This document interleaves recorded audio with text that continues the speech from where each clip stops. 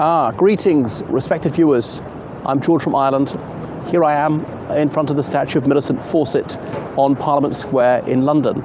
So we didn't pronounce it Fawcett. I know sometimes it's Fawcett, particularly in the United States. In the United Kingdom, that item is a tap, as in turning on and off water. And there was a Mr. Fawcett invented that.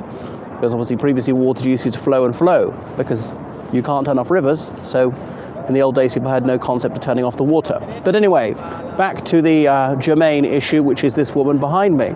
So she is best known for having done more than probably anyone else to secure the right of women to vote in parliamentary elections in this country. So what else about her? Well, she's born in Suffolk in 1847. Her family had lived there for centuries. Father was a prosperous merchant, and they moved to London when she was a child. She went to a boarding school in Blackheath.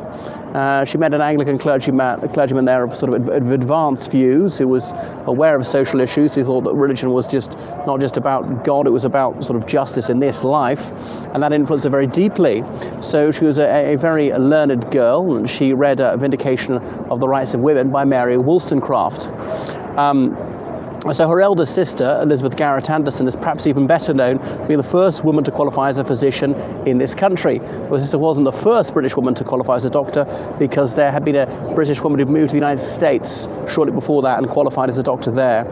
But anyway, back to Millicent Fawcett. So she was always politically active. She said she never became a suffragist, as in one of those who believe that women should be suffered to vote, as in allowed to vote. She said she always was one, and that it seemed ridiculous that half the human race should be deprived of the right to vote simply on account of their gender.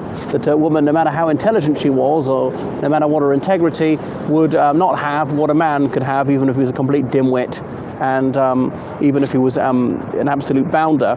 Well, other things about her is she we've got to remember that the right to vote was by no means automatic in the 19th century. Okay, most men hadn't been allowed to vote, and obviously back to 1832, and about 5% of men were allowed to vote.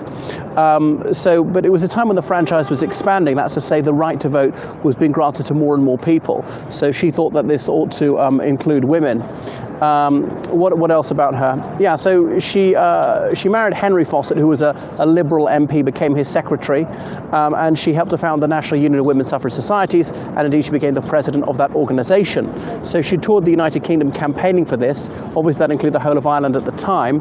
So because the National Union of Women's Suffrage Societies, NUWSS, was subdivided into many sections, women of different points of view, whether they're liberal or conservative or whatever, or Labour, or different religious communities, who were campaigning for the right of women to vote. And she obviously had views on all sorts of other issues, but she wanted the widest possible coalition of support, didn't want to alienate other people who might disagree with her on other issues. Her husband was blinded, which made his career rather more difficult. He was even more dependent on her. And shall I say, she was close to her doctor sister.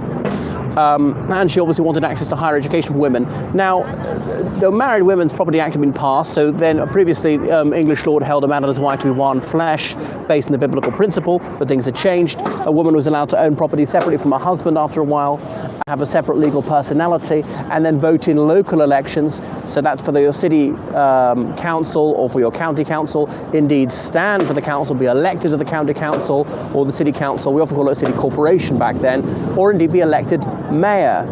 We said mayoress, that meant as in the one who's married to the mayor. So it seemed ridiculous that women weren't allowed to vote for parliamentary elections. People said, well, there's a national level, that's different from a local level. Women are in the private sphere, men can be in the public sphere, there's a division of roles. But that was increasingly breaking down, and from the 1850s, Bedford College had opened in London, as in for third level education for women. Again, the United States had beaten the UK to it. The United States had opened colleges for women about 20 years prior to that. Anyway, she campaigned against all sorts of things like the Contagious Diseases Act, where suspected prostitutes could be arrested and subjected to a medical examination. It might turn out not to be prostitutes, in which case it was a great indignity. The idea being to try and prevent the spread of syphilis amongst soldiers who were using the services of these ladies of the night quite a lot of the time. So chastity for men, she's saying, well, why can't they keep intercourse to within marriage? Women are expected to do so, but a woman doesn't. She's seen as absolutely vile. Anyway, so she clashed with the Pankhursts. I'm not going to tell you too much of the Pankhursts. I made other videos about them, who had the Women's Social and Political Union, who were much more radical, who believed in breaking the law, and who wanted a small, united, very militant organisation.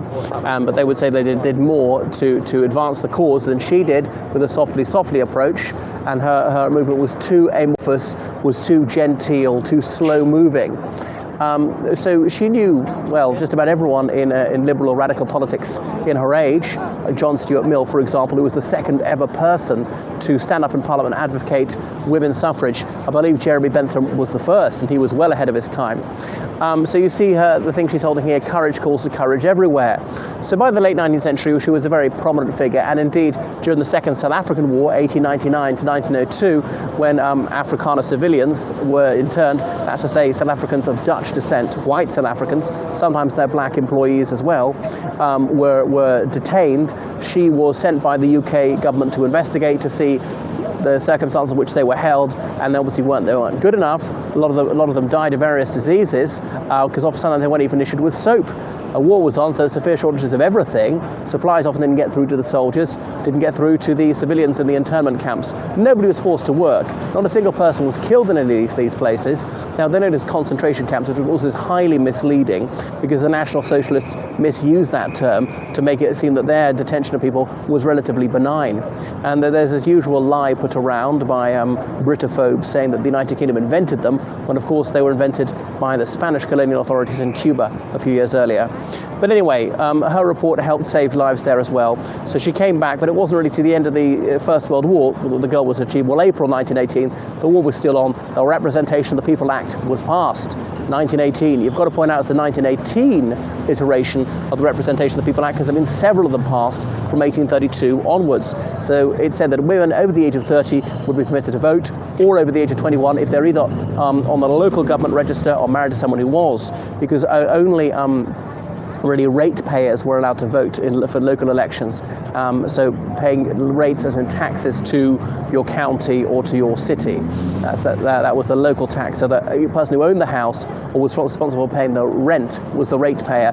So some people who are lodgers and so on didn't have the right to vote in local elections. An adult living with his or her parents was not permitted to vote in local elections. So it was just before she died in 1928 that women were allowed to vote on an equal footing with men, all women over the age of 21, obviously with very few exemptions if you're detained under the Mental Health Act, if you're a peer of the realm, the monarch, and so forth. So that's Millicent Fawcett, and she wasn't talked about very much for quite a few decades. She's come back into fashion again, very en vogue, because of course a couple of years ago was a centenary of the right of women in this country to vote in parliamentary elections. Obviously more and more countries had granted women the right to vote in parliamentary elections, like Sweden or New Zealand, the first country to do it. Some states in the United States had done it. New Jersey had done it actually right after the American Revolution. It was then taken away from them. Other countries had experimented with it. France had briefly done it after the French Revolution, but then reversed that. Of course, you go back to the 16th century in this country, some women had the right to vote in elections because they were property holders, and the law until 1832 had not specifically prohibited women from casting votes in parliamentary elections.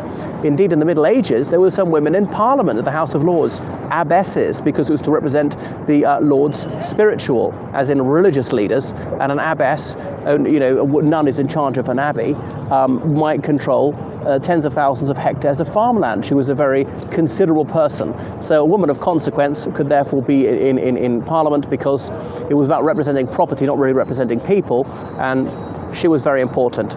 Farmland was the treasury, as it were. That was the main source of wealth. Anyway, that's enough about Millicent Fawcett. So she died in 1929. There's a plaque on her house in Gower Street where she lived, but she became so associated with feminism, she wasn't that closely associated with the Liberal Party, had become bitterly disillusioned with the Liberal Party in the years running up to the First World War for not granting the vote. And some people like Churchill and Lloyd George against, where some of the Conservatives were pro. Anyway, that's enough about Millicent Fawcett. There's a Fawcett Society, which is to promote female participation in politics. Right, I shall switch it off now. So please follow me on Instagram, on Facebook, on Twitter, and book online lessons with me in history and English. English is a foreign language, or law, French, politics, religious studies. And book me as your tour guide in London. So was put up here 2 years ago, this statue. Theresa May, the Prime Minister, unveiled it, and she's the only woman here on Parliament Square amidst about a dozen men. All right, toodaloo everyone.